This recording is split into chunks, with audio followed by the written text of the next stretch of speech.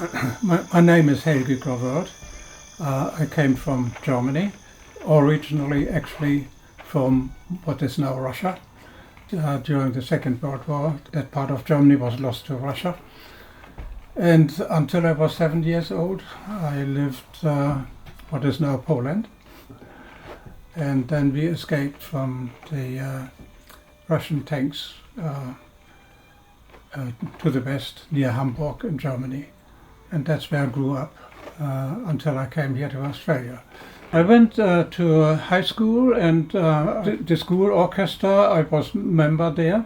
And during the break, I put my violin aside into my case. And after the break, when I came back, my bow was outside the case and was broken.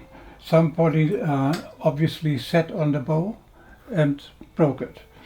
So I went to the music teacher and said, look, that needs to be replaced. And he said, of course. And they got in contact with the Violin Maker, and I had to pick up the bow myself. I came that way in contact with the Violin Maker. I came into the workshop, I saw how violins were made and I was so fascinated that I thought, that's something for me.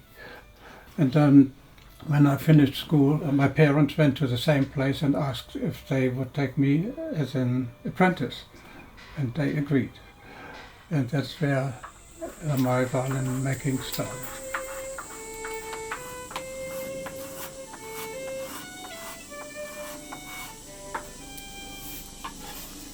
When I went to the Mittenwald Violin Maker School to a master course, the director of the school, he was a famous violin maker, and he encouraged us to design our own instruments.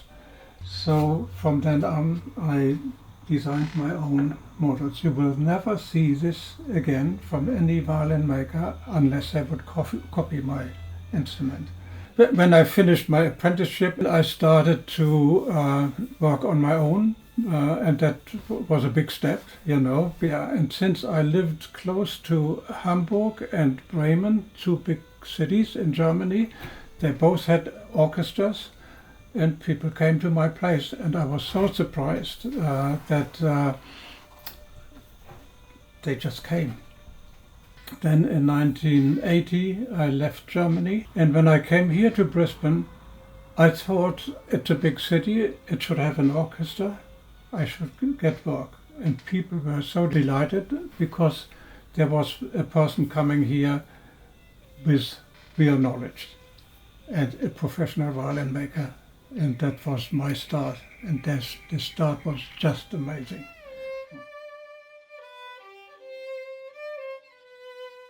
And people came, and I had so much work at the time. So that was repair work. They were very happy with my repair work. And then, yeah, are you making? Yeah, of course I'm making. And then I made my first cello. That cello was very famous.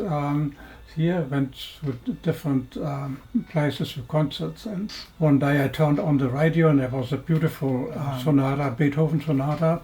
I didn't get it at the beginning, but I thought, gee, what is that cello?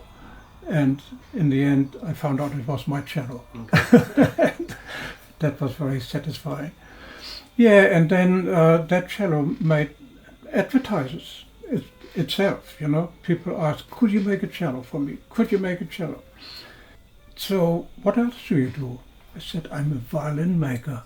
I never wanted to do cellos because it's such a big work, huge job. And of course I loved it, but the violin making is so much easier, you know. And yeah, and that was my success.